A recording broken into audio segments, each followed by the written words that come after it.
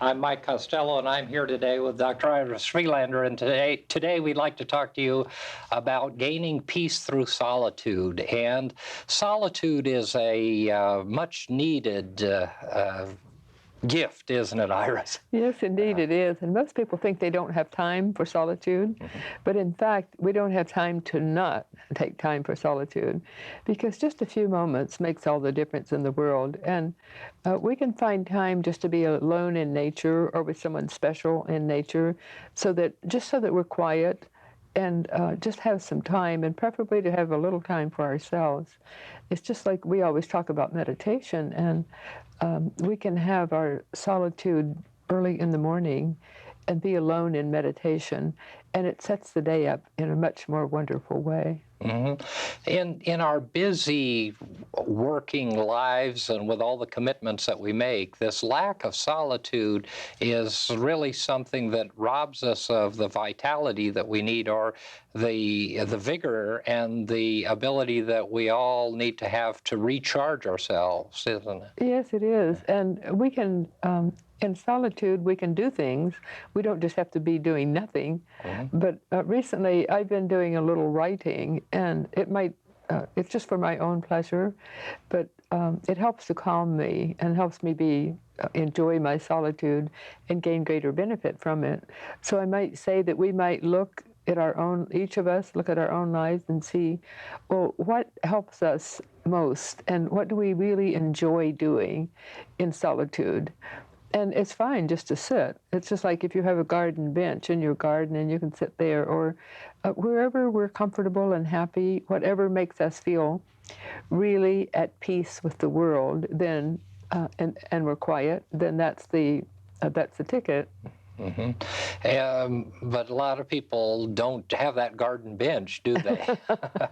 I think an important thing that you touched upon was the aspect of finding solitude, even in the simplest things that we do. And the idea that solitude is something that maybe only very reflective people need is also another topic that I think we need to touch on in today's discussion, and that is that everyone needs solitude. Everyone needs solitude and needs to find some places of solitude within the context of their daily lives. Don't you find that that's true? Yes, we certainly do. And those who think they don't have time for it are the ones who need it most.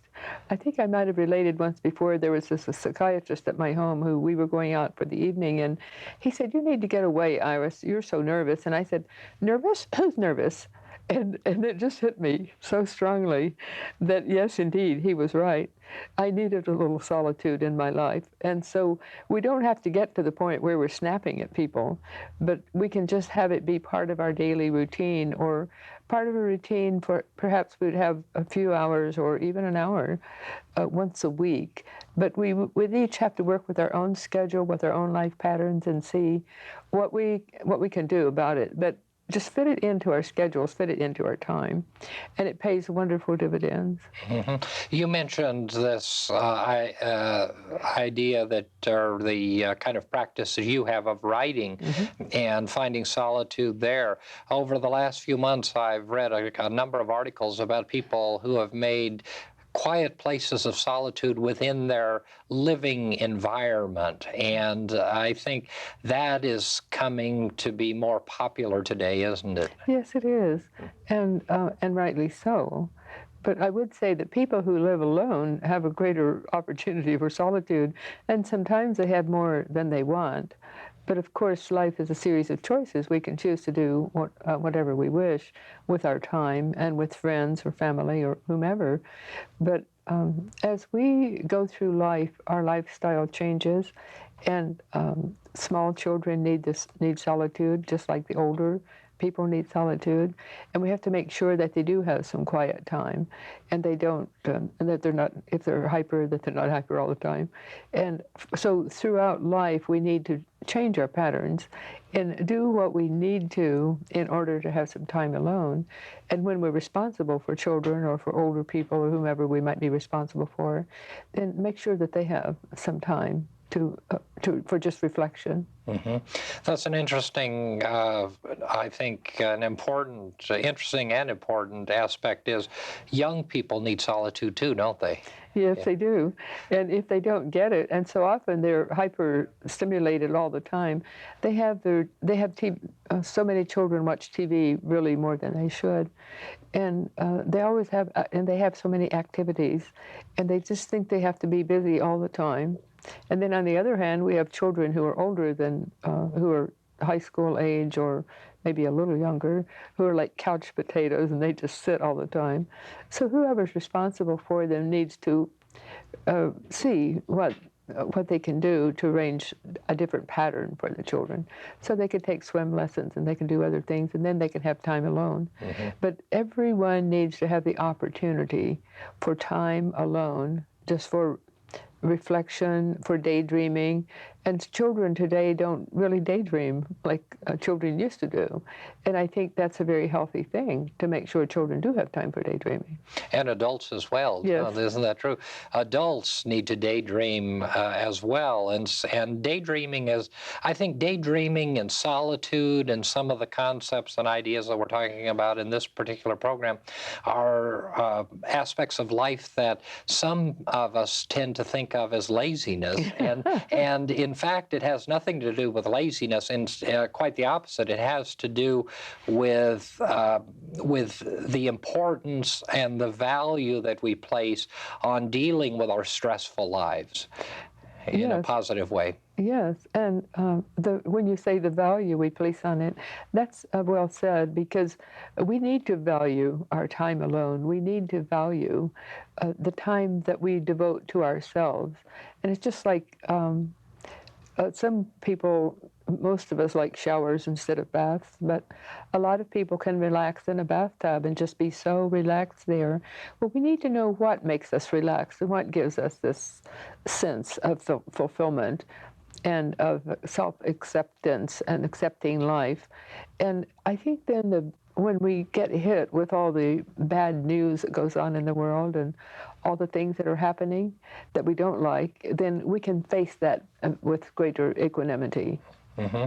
That this issue of bathing, I think, is something that certainly in a busy life, some people find a great deal of solitude in the ability to kind of come apart and be away from the busy activities of life, and the combination of the water and the relaxation, and that also works with times of music, doesn't it?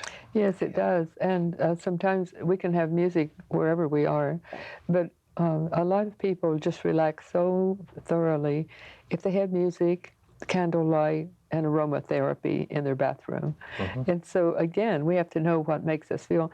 And then some people get impatient with all that, and they don't want to take the time for all that. But if we did take the time, it's just like a good massage. So many people who have massages like to talk all the time when they're getting a massage. Well, my recipe would be don't talk at all while you're getting a massage. Just relax and flow with the energy that you're receiving and giving. And then it's far more beneficial in a relaxation way. But we need to know ourselves. Know thyself and thou knowest all. Mm-hmm. And each person's different. And each person needs to look at themselves and examine their life, as we said at the beginning of the program, and you said it well.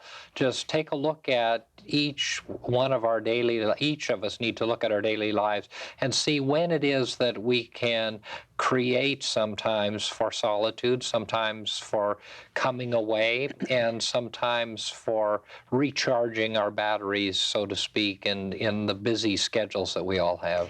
Yes, and again, to study our own schedule and our own lives and our needs and our inner needs. Excuse me, if we study those and see what it is we need, we don't have to spend very much time doing it because we can see right away. But I'm thinking now of a lady that I spoke with this week on the telephone, and excuse me, and she didn't exactly quit her work, but she put her work aside so that she didn't have to do that work for a time, and just took time to be alone and time to just kick back and mellow out and see what she wanted to do and where she wanted to go. And now she told me this week she has one customer who keeps her busy several hours a week, and that's what she does. But she's not getting involved with a lot of people, and fortunately she can afford financially to do that. But that's an example where this lady was getting so tense and nervous with life itself. And now she's relaxed and happy because she was able to study what she needed and take the time apart and now just do what the amount of work that she wants to do. And when she makes a commitment, she would keep that commitment 100%. But she's not making all the commitments now that she used to make. Mm-hmm. And fortunately, she's older, and fortunately now she doesn't have to work. Some of us don't have that choice. We might have to just keep right on working full time. And so then we'd have to find other ways to satisfy our own interpersonal needs. Mm-hmm. But it does come back to looking at ourselves, doesn't it? And so often we do so little self-examination, if you will, or introspection. And we talk on this program, and we talk at church and in our counseling work a lot about the importance of introspection and taking time. As we're talking today about solitude and gaining peace through solitude, we can gain peace through solitude, the solitude of introspection, as we just look inside ourselves and get a sense of what we need. And our bodies and our minds and our spirits will tell us what we need. Yes, very clearly. And another thing, we can indulge in retrospection at night and look back over our day and see what we would like to have done differently. And that's very helpful, because then we're not beating ourselves over the head, but we're just seeing how we could have handled certain situations in a different way. And so then we can keep that in mind for the next time. So that's another way of studying ourselves and studying our own habits and studying how we react to other people. And then move through to the next step, which is kind of self-talk, isn't it?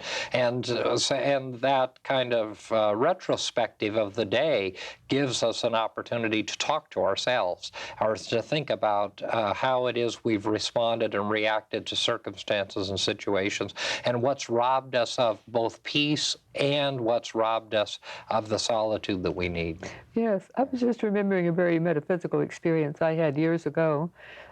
It would have been about 40 years ago, and I was lying in the backyard, and I budgeted time for myself just so I would be alone in the yard, and my husband and the children were away from home that morning, or afternoon it was. And so I was lying in a swimsuit, and I picked a blade of grass and started to blow at it like this through my thumbs, which I'd seen people do, and I had a shift of consciousness, so that it was a very lovely experience that I had. And as I said, it's quite metaphysical. And I thought, someone was telling me that life is like a loaf of bread. It's all there all the time. You have but to draw from it. And then the understanding was it's totally self-replenishing. So that might seem like a very weird or not important event, but it was a milestone in my life. And it gave me a great deal to think about in the days ahead. And I still remember that, with not just now, but from time to time when I'm working through things, that everything is ever present all the time. And you teach so well, and we teach at our church, to keep our consciousness in present time. And that's one thing I gained from that incident, of putting your consciousness one-pointed. And if we can keep our consciousness one-pointed, we're able to accomplish ever so much more in life. Mm-hmm. And that's what happens when we seek solitude and indulge in it. Then we're able to be more one-pointed in our thinking, aren't we? Absolutely. It has to do with focus. And so often our lives seem to be out of focus and out of balance and out of kilter. And certainly as people come to us and we talk to them and work with them, we find that in today's environment, especially, I think, because of so many demands and the attempts of everyone to do too much, or so many people to do so much. You made a wonderful comment a moment ago, and that was you budgeted time. That was, and time is a commodity. commodity, isn't Yes, it? it is. And at least in this physical sense, we know that that time is only a measurement that's limited to this earth realm, if you want to, if we're going to be very metaphysical or very physical about it. But if we budget our time wisely, then we're able to set aside the time that we need to do all of the things that we need to do. And that may mean that we have to give up some things in our lives. Yes. And there's times when we have to just know ourselves and see what we can do. Mm-hmm. Yeah, very important, tremendously important. Yeah.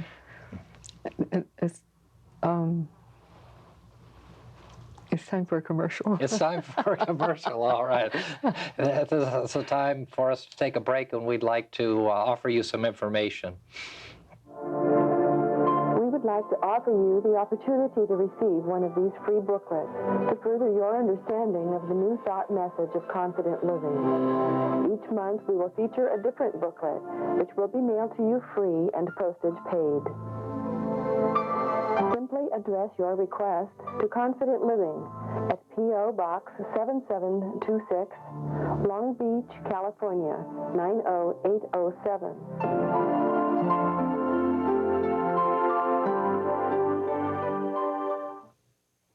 So we do have an opportunity really to budget our time and to create within our own day how we want to spend the time that we have, don't we? Yes, we do. And I think I said earlier that the more we need that time alone, the more we need solitude, the less apt we are to think that we need it.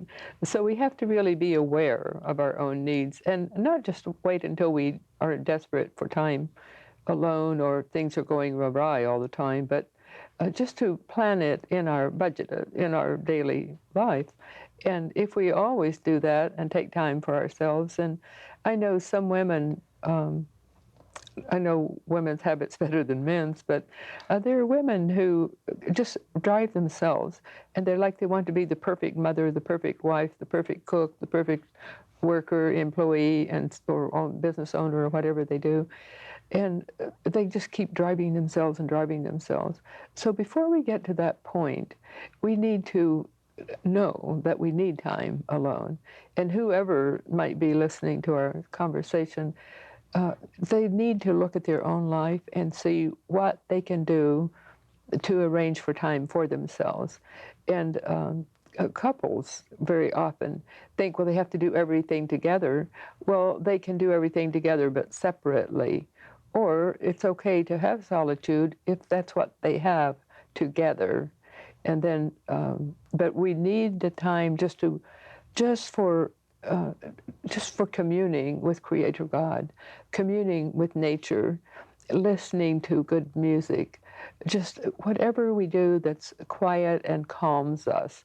And we would know what that would be, and each person's needs might be different. Yeah, excuse me. And it's tremendously important, too, as we look at these various aspects of our lives, that we invite people to this process of self-examination or introspection, and be sure that what they're looking or what they're doing, and as they are developing solitude, that they're not developing methodologies of avoidance and or methodologies of dependence. And we have a lot of things in our society that go on, and a lot of behaviors that go on in our society that can play a dual role depending upon who's doing what. It's possible for someone to, a couple, for instance, to read a book, not together or together, but it's possible to read a book and to have some time alone to do that. It's also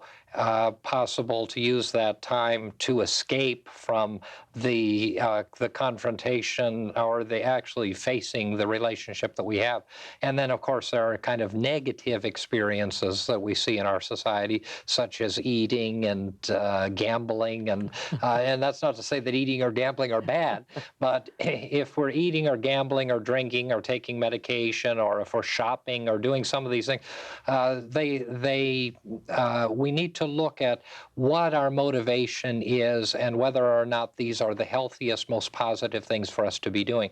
You were talking a moment ago about the differences between men and women, and I think there are some differences, but I think a lot of people like to shop, and there are people who like to go shopping, and it can become a time of solitude in a way. It can become a recreational activity, but it can also become a dependent behavior that is negative and that has some negative consequences. And so we don't want people to run away from life. We want people to take a break from the stress and strain of life in a positive way and in the most positive way that they possibly can. And of course, you spoke about prayer and we talk about meditation, and that works for us and is very important for us. But for people who maybe don't feel as inclined to meditate or to pray, there are nature walks and a lot of other very healthy things that can be done in a positive way. Yes, and sometimes it's just, I mentioned going out into the yard and having time alone there. And some people, you're right, don't have yards, but we could have just one flower pot or one vase of flowers or just one very lovely object to just focus our attention on. And then again, I think that some people like music and other people would be distracted by music, probably according to the type of music they like. But again, when we plan what we're going to do and what we're going to enjoy and know what we enjoy and then plan it, it's worth its weight in gold, because it makes all the difference in the world and the way we face life. And today there's so much a barrage of information coming from the TV, from the internet, from everywhere. So we need to take a break from all that's coming out and that's being made available to us, and just be quiet and just be alone. And I'm thinking sometimes just a good long meditation first thing in the morning might fill the bill for some people, or just to sit and communing with creative God, or to our guardian angel, or whomever we speak with on the inner planes, or to just be a quiet with our own thoughts, as long as they're happy thoughts, not planning the day, not planning problems, not planning the grocery list, but just looking within ourselves and looking for the beauty in life and just relaxing and enjoy. And a lot of people, you and I have said before, a lot of people look at us and think, well, we don't seem to have problems in our life. Everyone has problems in their life. Mm-hmm. Everyone has problems. So we need to get away from those problems mentally for a short time. And that's where the solitude does. And then sometimes we need to get away into solitude and work through our problems. And we do that again on a planned basis. It's not a worry time. It's a time to plan and to look at things objectively. And I know you said once that sometimes when things get tough in your office, you go for a walk and maybe have a cup of coffee. Well, that's a type of solitude we're talking about, isn't it? Mm-hmm. Absolutely. And making those decisions that it's time to do that. The other thing before time gets away is to be alone in the midst of people, and that's possible. And just as you were speaking, I was thinking about the number of times that I've been involved in conflicts in corporate boardrooms, and unfortunately, I do some of that. And it is very possible to draw upon a state of solitude and peace in the midst of even the most stressful situation, and that requires a more in-depth, I think, understanding of the practical aspects of solitude. But to be able to simply step out in consciousness out of the circumstance and situation into a clear pristine place of peace and tranquility. And so often we are so influenced by that which goes on around us, and we become a part of the negativity that's going on around us instead of stepping out of it in consciousness, staying there, physically present, but in mind and in emotion, centering ourselves in a quiet and peaceful place. And sometimes in those circumstances, it's simply a matter of simply taking a deep breath. Take a couple of deep breaths, and people don't really recognize it, but they do see the fact that you are not so flustered by the circumstance and situation. And then, of course, there are other times when we need to definitely physically come apart. Yes, and when we do, it pays wonderful, wonderful dividends, and we know ourselves more fully, and we can face the problems of life. And also we have that wonderful spiritual experience of being at one with the divine. And it wouldn't matter what our religious belief or what church we attend or temple or whatever, or if we don't, any of the above. But that helps, being alone and in solitude helps us relate to the spirituality within ourselves. And that's one of the most important things in life. Absolutely, and spirituality is present in the midst of everywhere and everything. And in today's environment, we find spirituality in the workplace and an understanding of it and its importance in all aspects of life. And again, that doesn't necessarily mean religion, but it means the understanding of the undergirding of spiritual reality that exists in the context of who and what we are, that we're much more than physical beings. Yes, we're looking at the core of self, our core self. And when we do, then we're seeing God and we're seeing the divine because it's within every person. And that's a very important aspect of life, for us to be able to see that divine aspect. Yeah.